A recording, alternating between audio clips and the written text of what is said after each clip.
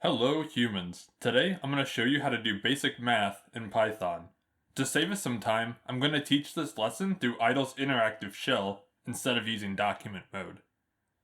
To begin, I want to make one thing clear. You don't need to be good at math to be a good programmer.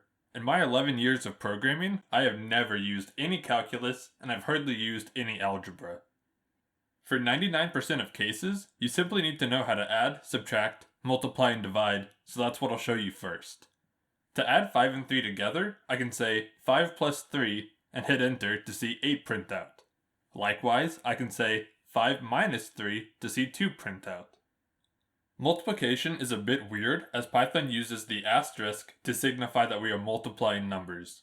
5 asterisk 3 gives us 15, 5 times 3.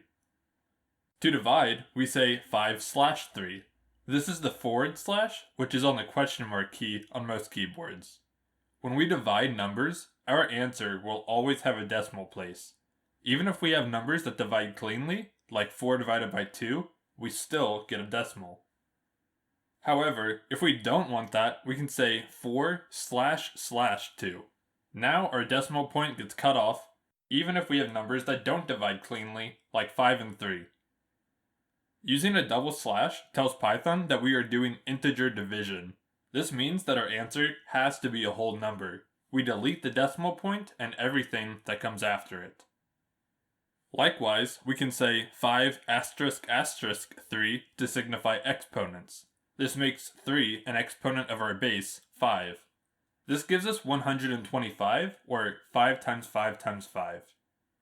Depending on what you're using Python for, you probably won't see exponents or integer division too often, but for those of you who plan on using Python for statistical analysis, this will come in handy. The last operator we'll go over is the Modulus Operator, sometimes called the mod or modulo operator, because apparently programmers can't agree on a name. It's the remainder operator, and it's represented by the percent sign. 5 modulus 3 will give us 2. When we divide 5 by 3, 3 goes into 5 one time. That leaves 2 left over, so our remainder is 2. Likewise, if we divide 7 by 3, then 3 goes into 7 twice, leaving 1 left over. Lastly, if our numbers divide evenly, like 4 divided by 2, our remainder is 0. The modulus operator isn't used often, but it's useful for when you want to tell if a number is even or odd. If a number modulus 2 equals 0, then that number is even. All even numbers are cleanly divided by 2, meaning if a number modulus 2 does not equal 0, then we have an odd number. Lastly, I want to mention that Python follows the order of operations. Python's order of operations is exactly the same as what you learned in math class.